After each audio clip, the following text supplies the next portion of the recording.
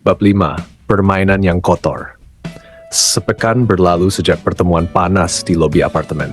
Budi berusaha fokus pada pekerjaannya, tapi pikirannya sering melayang. Setiap kali Nadia tidak membalas pesan tepat waktu, rasa cemas muncul. Apakah Arman sedang bersamanya? Apakah dia baik-baik saja? Tanda-tanda awal. Suatu sore, Budi menerima telepon dari Nadia. Suaranya terdengar panik. "Bud, aku ada masalah di kantor." "Ada apa?" Budi segera duduk di kursi, menahan napas. "Proyek yang aku tangani tiba-tiba bermasalah. Data yang aku susun selama 2 bulan hilang dari sistem. Atasanku marah besar, padahal aku yakin aku sudah backup semuanya." Budi mengernyit. "Kamu curiga ada yang sengaja?" Hening sejenak di ujung telepon. Lalu Nadia berkata pelan, hampir berbisik, "Arman." Budi merasakan darahnya mendidih. "Kok bisa?" "Dia punya koneksi di perusahaan ini, Bud. Dia pernah kerja sama-sama direktur lama. Aku takut dia sengaja masukin orang buat sabotas." Budi mengepalkan tangan. "Nad, jangan takut. Aku akan cari cara bantu kamu. Jangan biarin dia menang." Permainan Arman, dugaan Nadia ternyata benar. Beberapa hari kemudian saat Budi menjemputnya sepulang kerja, mereka melihat Arman keluar dari gedung kantor Nadia dengan senyum licin. Ia sempat menoleh, melambaikan tangan seolah mengejek. Di mobil, Nadia menggertakkan gigi. "Aku nggak sanggup kalau dia terus-terusan muncul begini." Budi menoleh, suaranya tegas. "Kalau dia mau main kotor, kita nggak bisa cuma diam. Kita harus lawan dengan cara yang benar." "Tapi gimana, Bud? Aku cuma karyawan biasa. Dia punya koneksi, dia bisa ngatur banyak hal." Budi menggenggam tangannya. "Kalau cinta itu gampang, mungkin nggak akan ada yang berjuang. Dan aku janji, aku akan berdiri di samping kamu. Sekuat apapun dia nggak akan bisa ngalahin kita kalau kita kompak." Nadia menatap Budi, matanya berkaca. Kamu selalu bikin aku tenang."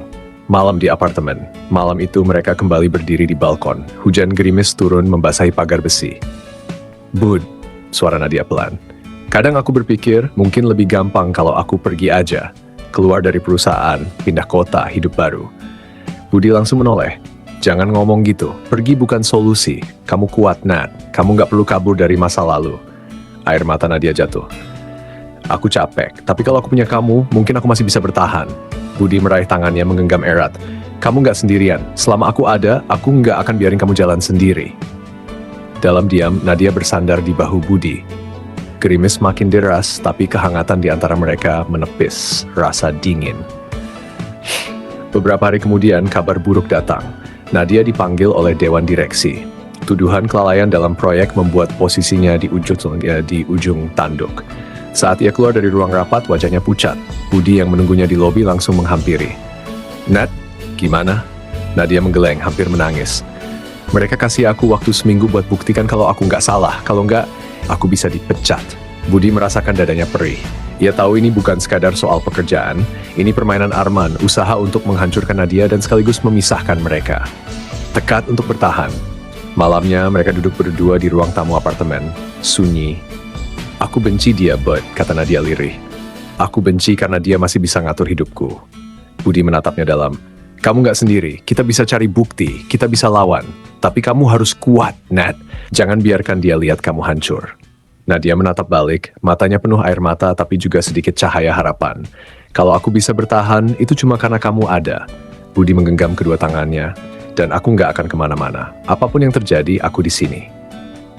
Akhir malam, gerimis masih terdengar di luar jendela. Mereka duduk dalam diam, hanya ditemani suara hujan. Dalam hati, Budi tahu satu hal.